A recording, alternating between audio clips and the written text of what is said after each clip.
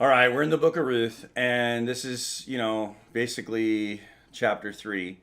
And like I promised you, things are about to get a little bit weird in this cute little love story. Just to catch you up really quick. So you have Naomi and her husband, and they live in Moab with their two sons. Their sons marry these two girls, one of them which is Ruth. The husbands all die, and Ruth decides to stay with Naomi and come back to Bethlehem because the famine is over. But because she's a Moabite woman, she's not an Israelite woman. She's definitely an outsider. She's definitely a foreigner. She meets an amazing young man by the name of Boaz. Boaz treats her with kindness and compassion. They have a meaningful connection, and what they fall in love with is each other's character. They fall in love with the reality of, look how hardworking and diligent and what a great person she is, that she would come back with her mother-in-law. And then of course he falls in love. That's what he falls in love with. She falls in love with the idea of him being a provider, a protector, that he goes out of his way to make a meaningful connection for her and to take care of her, even just in the front half of their relationship. And so, sparks fly. It's their first date. He makes her laugh. She makes him feel proud. They have no awkward silences. They're finishing each other's sentences. It's butterflies. You've all been there, right? And then after that date, then what happens is there's that big gap of nothing. Like, what do we do? And you feel like maybe he ghosted you, right? And so there's no follow-up call. There's no courtesy text. He doesn't post anything on Instagram. And so 7 weeks of harvest go by. Harvest is almost over. And Ruth, perhaps, maybe, I'm reading a little bit of modern day culture into an ancient story, but Ruth is I would imagine, would be panicking. She's questioning everything. She starts to read into, did I overshare? Did I tell too much? Did I talk about my former husband too much, who's now passed?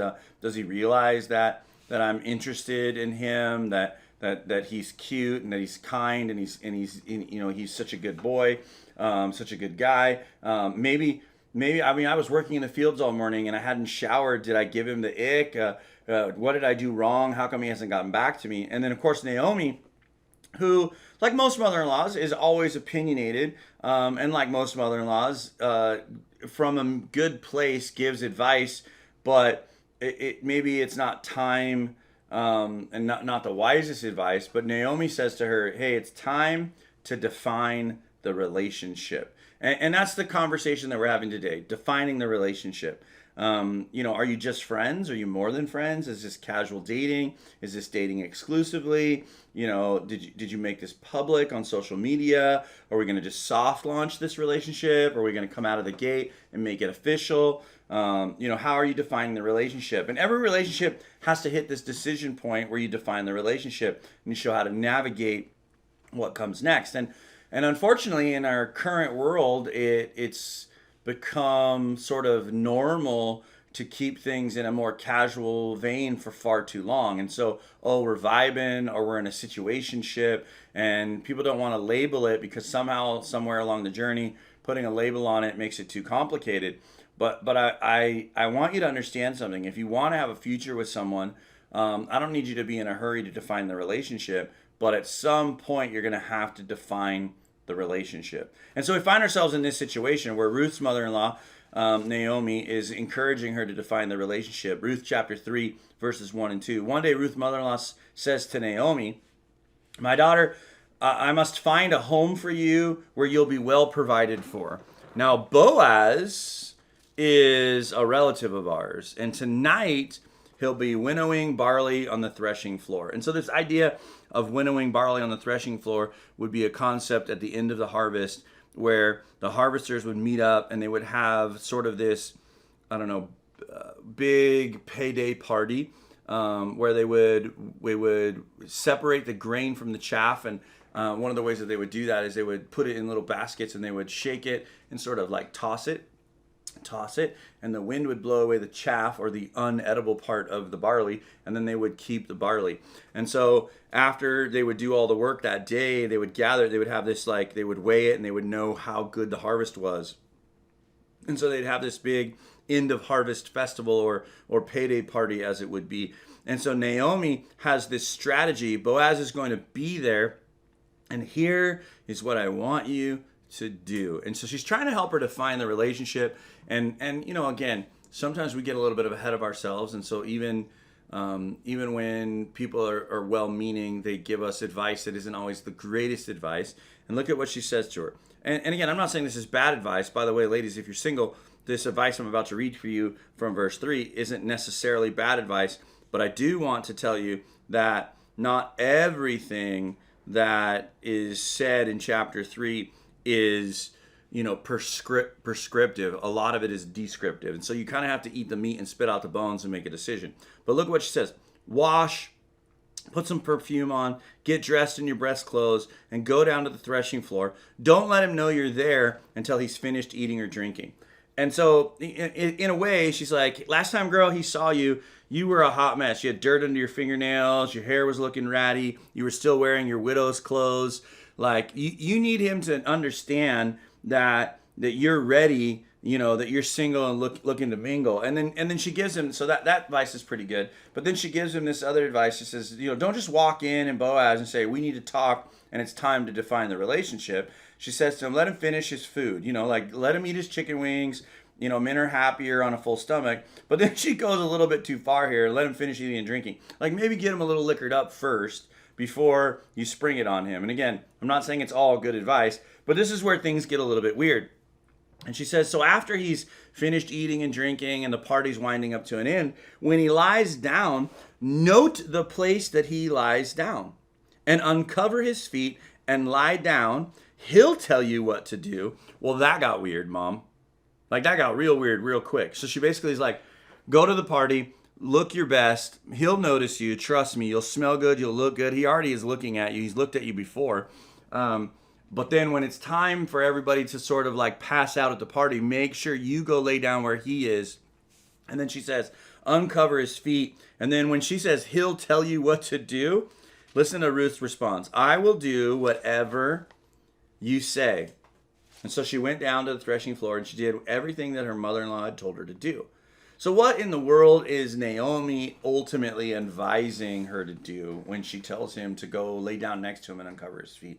There's a lot of research and several legitimate possibilities that different theologians and scholars have suggested. So I'll give you a bunch of them and you can sort of make your own sort of, case based off of the information that I'm going to give you. Some people say that uncovering the feet is a euphemism, an emotional euphemism for like the lower portion of his body, right? And so obviously when we say euphemism, you know what we're talking about. Like send him a sign that you're down to party further than the party's already going. Others say that Naomi is trusting God's sovereignty by trusting Boaz's integrity in this moment. So if she lays down next to him, it's a bit of a test to see what kind of man he really is, if he's as godly character. Now, again, I will say this. I know that they would have been eating and drinking that night, and so he may have, if they were just going to lay down and go to sleep there, they have houses to go to, so just going to lay down and go to sleep there on the threshing floor. They probably had been drinking, and they didn't want to drink and chariot ride home, and then wind up with, a driving a chariot while intoxicated kind of ticket. And so perhaps that's the case. And so does his character shine through even if he's had one too many? And then you have this idea that Naomi may be telling her to be aggressive or to get his attention. Here's what I think. That if you put yourself in the right place and you have the right God, and then God will give you the right man. We talk about this all the time, right place, right time. And again, all of these are descriptive, not prescriptive. I'm not telling you to go to a party and follow a guy into the bedroom when he passes out and get under the covers with him and then be like, this is God's plan for my life. But in this particular situation, she had made a commitment to Naomi to do whatever Naomi told her to do. And there is some desperation that's happening here. So even if you don't get it all the way right, God can still make it right. And this is what we see in chapter 3. This doesn't give us permission to be dumb, but I hope you find some encouragement in the story, because honestly, it's about to get a little bit weirder. So when Boaz, verses 7 through 9, when Boaz had finished eating and drinking, aka he's got a full belly and he's potentially drunk. He was in good spirits, right? And he went over to lie down at the far end of the grain pile. Ruth approached him quietly, uncovered his feet, and laid down. In the middle of the night, now mind you, this is why I think he might have been drunk, because the middle of the night is now, she's been laying there for quite some time. The middle of the night, he turned, and there was a woman there lying at his feet. And he says, "Who are you?" she asked. "I'm your servant, Ruth." And she said, "Spread the corner of your garment over me, since you are my guardian redeemer of our family." So this idea of guardian redeemer, I promised you last week that we would unpack this. The guardian redeemer is a relative who had the responsibility and privilege to provide for a family member in a time of need. And so Boaz is this potential guardian redeemer who's distant. And so he says, she says, "Spread the corner of your garment over me." Or in many ways, in the moment, it could have been perceived as she's asking him to cover me or be her spiritual covering, to be her redeemer. And so, some people ask, well, is Ruth proposing? We're not 100% sure. Boaz is definitely in good spirit. She's by his bed. She grabs the covers and she's trying to stay the night. But this concept of guardian redeemer would have been about the legacy of the family. Okay, so here you got to remember, this is an agrarian culture, and property and legacy are everything. And lineage, while it's important to God, and you'll see in the future weeks why lineage is important to God, not so much because of who you come from is all that important, but what God can do with your lineage, even if it's messy. So names and all that kind of stuff isn't what we're talking about, but the handing down of legacy, or the people that have been born into your lineage, or that you've made part of your lineage, right? But the guardian redeemer would have been a brother, an uncle, a nephew, a cousin, the closest next family member. And the reason would be is that you would take a widow and you would make her your second or your third or your fourth wife. And the reason for that is that you would now purchase the land of her family, and then now her children would be grafted into your family. And then also, you would have children with her. If she didn't have any children, you would attempt to have children with her, so that your cousin who's now dead, or your brother who's now dead, his children or his name would carry on. And so the guardian redeemer role in an ancient Israelite family was to continue to keep the family strong by keeping the lineage or the bloodline going, and the property not lost just to anyone, because again, women at the time really couldn't own property. And so we don't know if Ruth is proposing. We don't know if the advice that she's been given is necessarily the best advice. It doesn't sound like great advice. And the question that I always get in the Ruth story is, well, did they have sex that night? We're not sure, but likely no. And I'll show you why in a moment. But before we do that, can we talk about this sort of how far is too far mentality? Because it feels like I said, it's getting a little bit weird in the story, where this woman who's supposed to be a woman of godly character basically climbs into bed with a drunk man, right? And it doesn't seem like a godly character kind of thing to do. And part of that is we don't understand the culture of it. We think of marriage differently than they thought of marriage in the time. Marriage would have been, you are my wife, I am your husband, and then they would seal the deal, spiritually, emotionally, physically, right? So that's how marriage took place, versus, the justice of the peace or someone officiating and signing documents in modern day culture. So, but did they have sex at night? Possibly, but likely no. But the question that I get all the time from young men and women, teenagers, older couples that are pursuing a second chance at love is like, how far is too far, or how much can I do physically that would make Jesus cry? This wasn't really my sermon, but I thought I'd give you this one for free. In Song of Songs 8 verse 4 gives us a good idea of how far is too far. And he says, "Promise me, O woman of Jerusalem, not to awaken love until the time is right." Now, notice what he says, to awaken love until the time is right. Now, I've been accused of taking this passage out of context, but I'm having a little bit of fun here, and maybe it's hyperbole. I don't think I'm really taking it out of context, because Song of Songs or in some books, Song of Solomon, same passages, just a different title, is about lovers, right? And so when he says, promise me, O woman of Jerusalem, not to awaken love until the time is right. How does love awaken? He's talking about a physical sign. Like, okay, gentlemen, you tell me, how does love awaken in this poetic statement, right? There's a physical thing that happens when love awakens, right? You're with me, right? I don't have to unpack it for the internet right now, do I? And so he's saying, sweetheart, be careful not to turn him on too much, because when love awakens, that can be dangerous for you. Promise me that you'll keep your distance enough. Now, I know that can be difficult, but this is what we're seeing in the passage. This is why I think that likely not that they didn't have sex, and here's why. He says to her in verses 11 through 13, and now, my daughter, don't be afraid, for I will do all that you ask. All the people of my town will know that you are a woman of noble character. And so he's making it very clear that while we could go ahead and seal the deal tonight, I don't want to stain your character because you've already been perceived as a woman of noble character.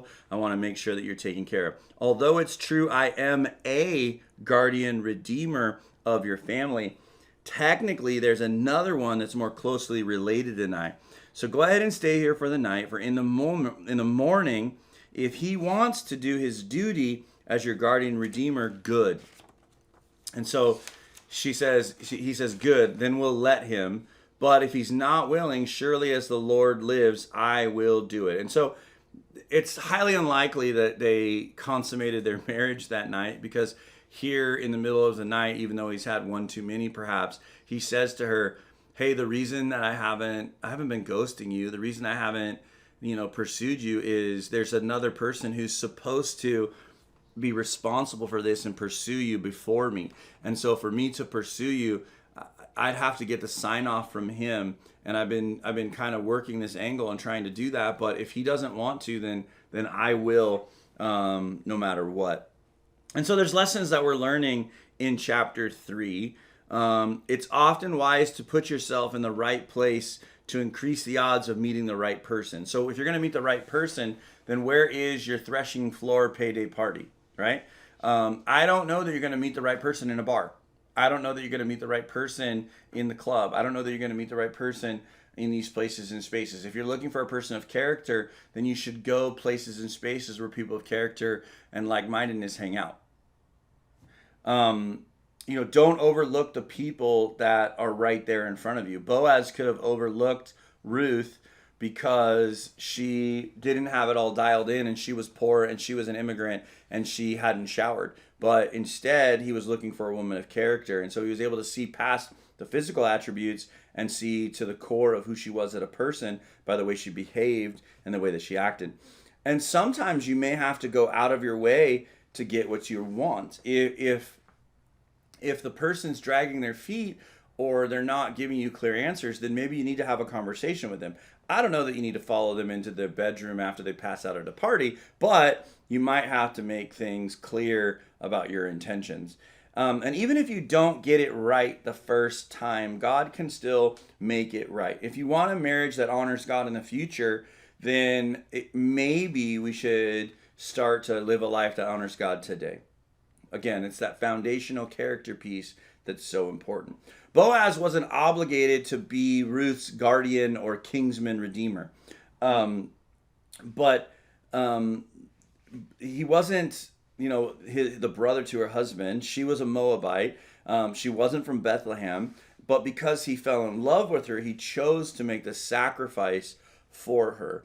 And then Ruth's decision to leave Moab and Boaz's decisions to commit to her lead to this marriage, and they result in them ultimately having a son. We'll talk more about this in the coming weeks as well. And from this lineage becomes our guardian redeemer is Jesus. I don't know if you realize this or not, but in the same way that Jesus is our guardian redeemer, that Boaz was hers, Jesus isn't obligated to sacrifice for you. He sacrifices for you because he loves you. He sacrifices for you because he sees potential in you. He sacrifices for you because he loved you first. And perhaps we started this conversation today about defining the relationship. Perhaps it's time for you to define your relationship with Jesus today. Like, who is Jesus to you? Is he just some historical figure? Is he just some guy that you like? Is he just some casual commitment because when you come to church and you sing worship songs, you feel good for a little while? Or is he your Lord? Is he your Savior? Is he your Redeemer? Is he your King? And perhaps you need to think about that today. He's shown his character. What kind of character do you have? Are you committed in your relationship with him so that he can make that sacrifice to provide for you?